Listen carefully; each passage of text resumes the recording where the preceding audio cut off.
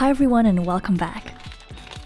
This is a more detailed review of Sophie and Toffee's Squishy Gel, and I'm going to compare it a bit with Hitohada Gel. The advantage of a clear squishy base is that you can mix all kinds of pigments or decorations inside. In my previous tutorial, I used a color-changing pigment to create these whale sharks, and as you can see, they look pretty opaque despite being made from a clear resin.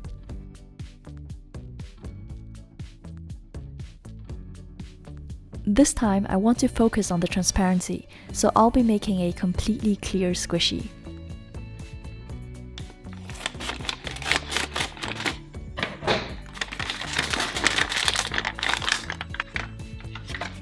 One thing I really like about this is the intelligent packaging. The thin nozzle makes it easy to measure out exact amounts and also prevents wastage. Hitohada Gel is really hard to pour out, and I usually end up getting it all over my weighing scales. For this DIY, I'm going to use 20 grams of each gel. This works out perfectly to make one small squishy, roughly the same size as those silicone mochi squishies.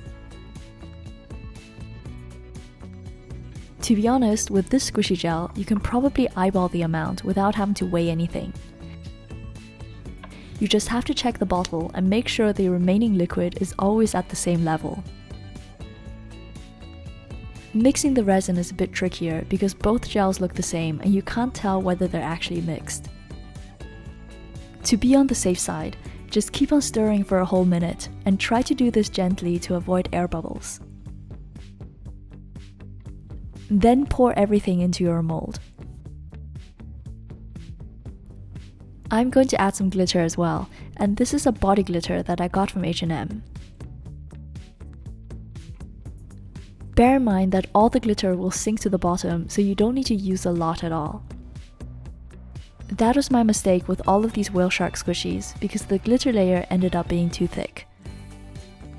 However, as you can see, it looks so aesthetic that I just couldn't resist adding more.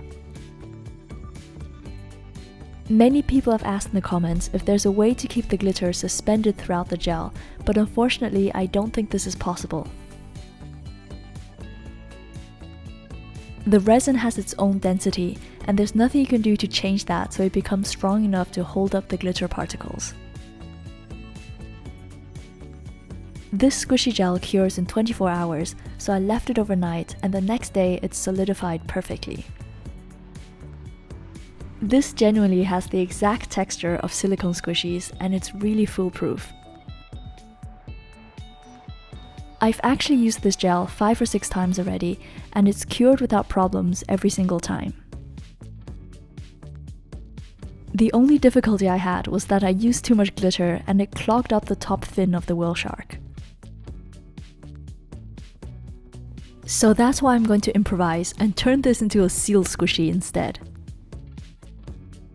I'm painting on the eyes using a mixture of black acrylic paint and white glue. It's worth mentioning that paint doesn't stick well to any of these DIY squishies, so try to avoid rubbing the face.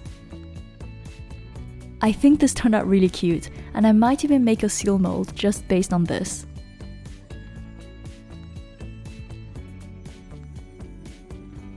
Considering that Sophie and Toffee Squishy Gel only costs $11, it's incredible value compared to a $50 Hitohada Gel.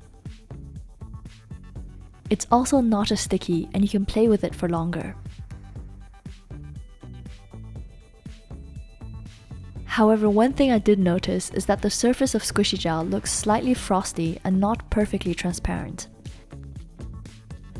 This is probably due to the type of mold, because these DIY silicone putty molds don't have a perfectly smooth surface. I think if you use one of those super shiny resin molds, then the final result will be more transparent. But on an interesting side note, Hitohada Gel does give crystal clear results even with these type of molds. So on the whole, this squishy gel is a great affordable option for anyone who wants to get started making their own squishies. You can also combine it with any type of pigments, glitter, or other decorations. The website does have a few precautions about mixing things inside, but as I mentioned earlier, I haven't had any problems with these. I hope this video is useful, and I wish you all happy crafting. I'm Joanna, thank you for watching, and I'll see you in my next video. Bye!